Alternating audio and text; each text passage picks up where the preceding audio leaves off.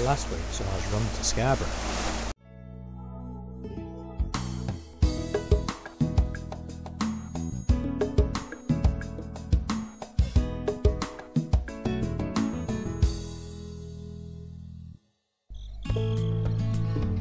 Scarborough's a busy little harbour. Here we have a fishing boat towing another fishing boat in. Looks like one went dead. And he's been helped by one of his mates.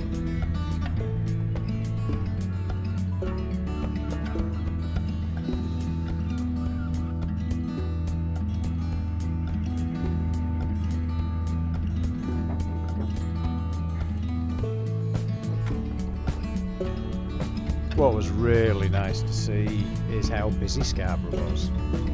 They seem to be getting over the lockdown. The pleasure boats are starting up, the speed boats are in and out, quite full each day. Every 5-10 minutes they're running around the harbour.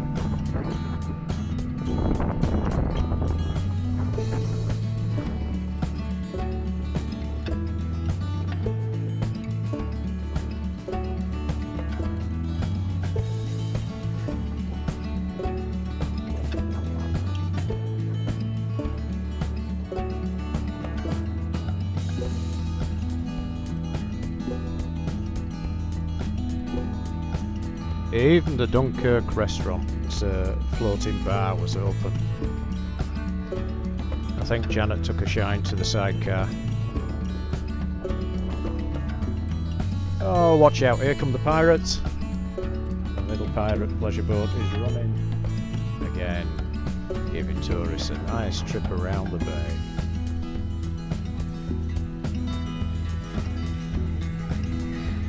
But it was the seagulls. Seagulls everywhere. Noisy little beasts they are.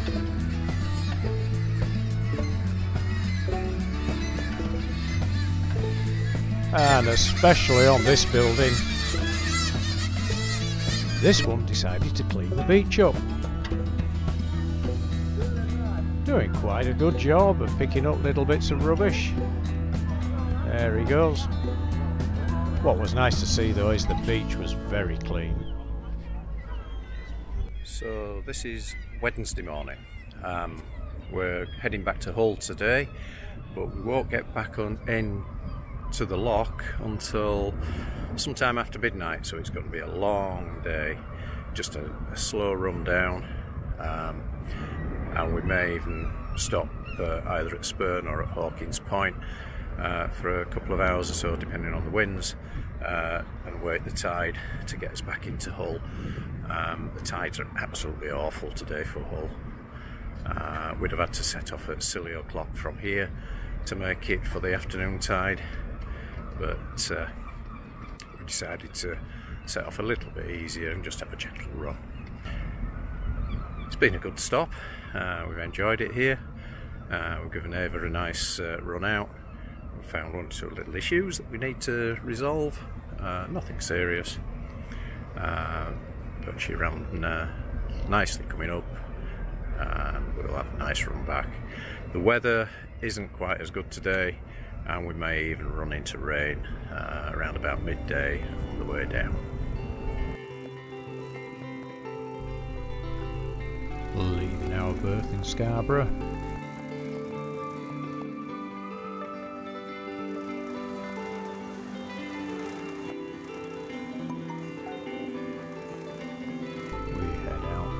Through the harbour entrance.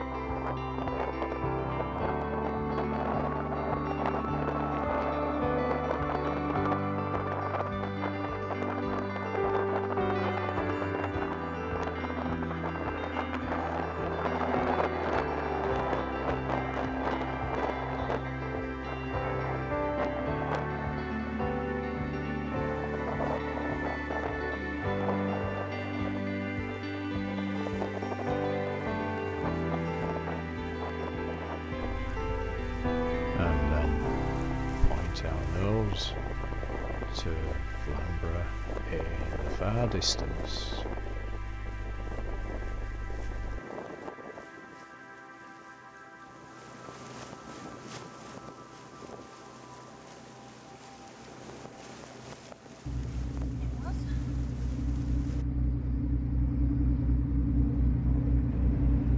Ah, we're just passing the cliffs at Bempton.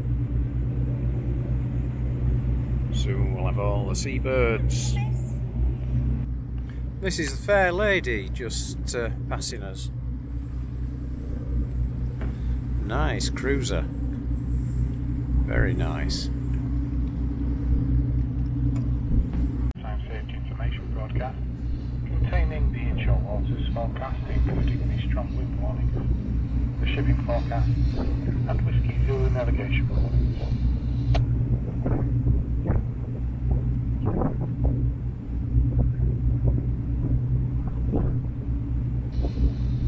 Just heading now across Hornsey Bay from Flamborough. Wind's not bad, but it's just got a little bit sloppy as the sea, just a little bit roly-poly.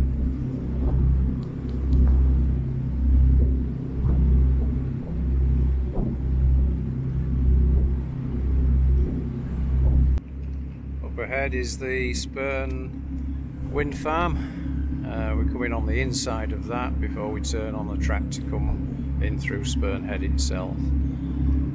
We've been a nice journey down to here so far. We've got a ship ahead of us, just about bang on the track that I want to be.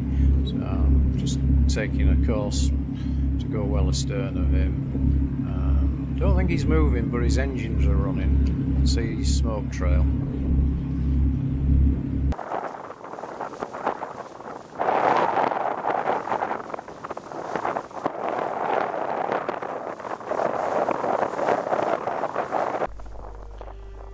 Approaching Spurn, the winds got up, started howling. We were forecast force 3 to 4, gusting to 5, and they were certainly in that region.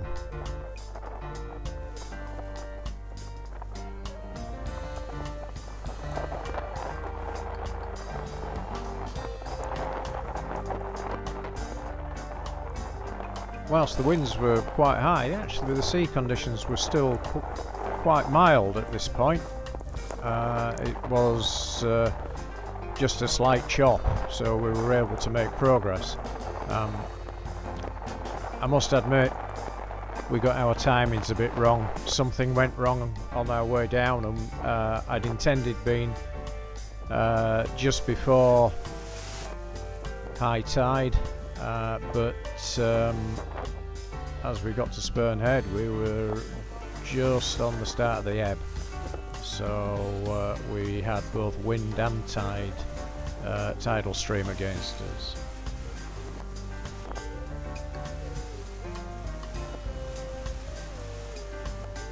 On the way in, we tried calling VTS Humber 3 times with no response. I could wave to them inside the control tower, but still no response. And then as we approached Spurn Head itself, we got a call from VTS asking what our intentions were. I could only be apologetic, but did say that we had tried calling them, and then told them our intentions, and they said, oh, no conflicts in traffic. That is fairly typical of VTS. Our plan had been to anchor at Spurn, but with a westerly wind as it was, there was no way. So we had to fight our way up to Hawkins Point, which we're now approaching. There we would drop the anchor and wait for 3 hours or so, 3.5 hours, until the flood tide could take us up to Hull and we could meet the tidal window that we required. We plan to get the first tide in, which would be just after midnight. I must say the new anchor performed exceedingly well. We just dropped the anchor, we didn't go into reverse, we just let the wind blow us back. It dug in and held us with both the wind and the waves battering us, and also the wash from passing freighters bashing us in an opposite direction. So this delta anchor we've got is fantastic.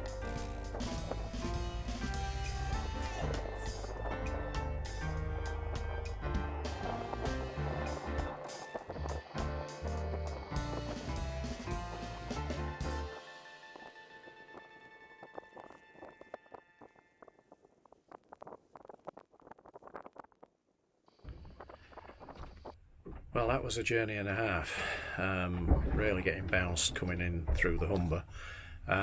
We're sat at anchor now at Hawkins Point. We've been here for a couple of hours or so. It's about 20 to 10. We're going to lift just after 10 o'clock to make our run back up into Hull Marina. But we've got quite a wind blowing down here, probably a force 5, and it's quite choppy. Although I've spoken to the marina and they say it's nice and still up there, so we'll see. I don't know if you can see through our speckled windscreen, all the lights ahead, that's Immingham. There's a gas flare going off.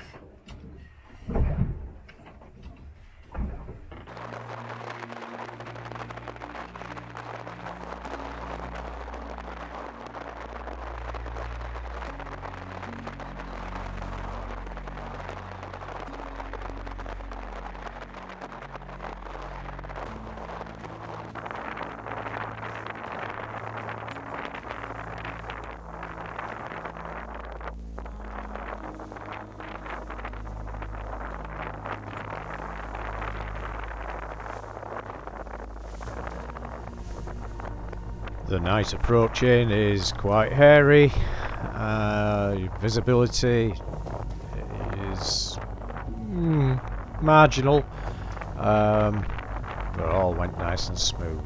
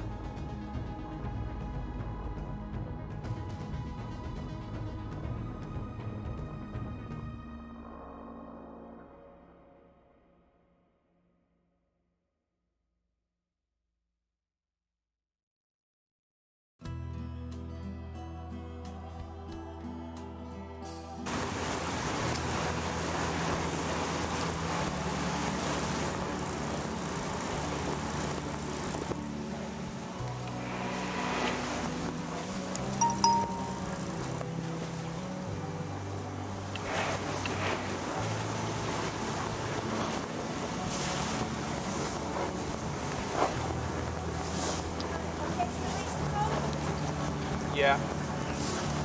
Thanks for that, Gav. That was one hell of a journey. Yeah, many thanks, and enjoy what's left in the night. Hope you have a peaceful one.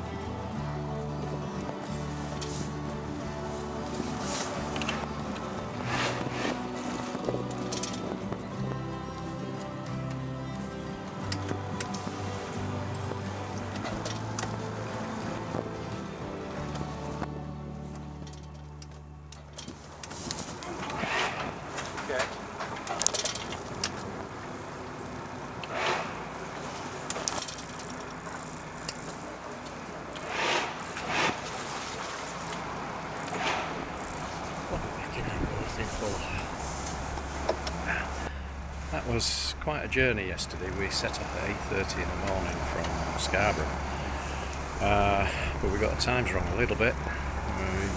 We missed, what I was aiming at was slack high water at Spurn Head, but with little bits of delays on the way down, winds, etc., we just missed that.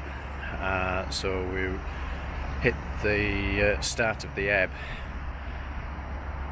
which shouldn't have been too bad because we were on neat tides, but what we hadn't factored in and wasn't predicted, actually, it wasn't on the wind predictions, we had force 5 winds, westerlies, so they were against us as we rounded Spurn. The other issue, you cannot anchor at Spurn in a westerly, no way. So we had to battle against the wind and the tide right the way across Spurn Bight, which is about 8 miles, something like that, to Hawkins Point, where we could at least drop the anchor with a degree of safety. But we got battered. Wow, did we get battered.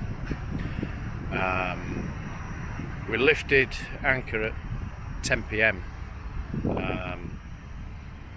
To make our way back up to the marina. We could get into the marina at midnight. So we then had the flood tide, so that helped us come up.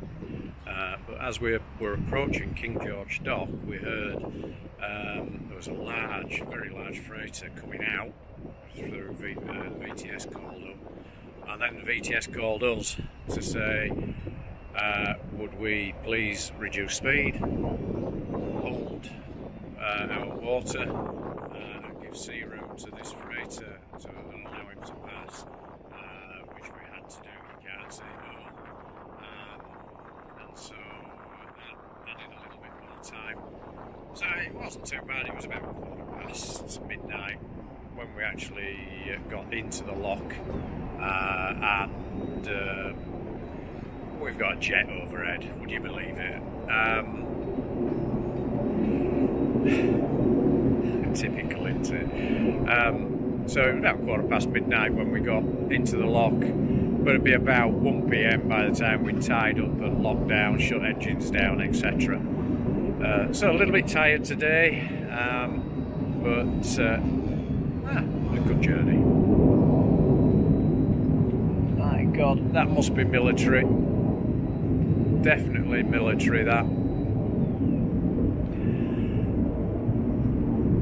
So, jobs today, wash the boat down. We are filthy, covered in salt water, grime, greasy, slippy, so it's a full wash down before we can get going, putting all the canopy back up and getting her settled.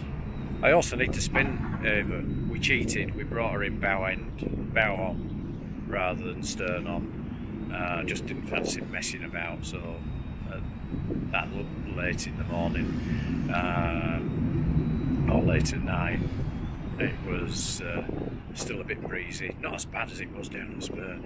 It was calm up here compared to there. So, an enjoyable trip. Thank you for watching. If you like our videos, please do give us a big thumbs up, like, share and subscribe. Click that bell icon to see more auto cruising on Ava Grace.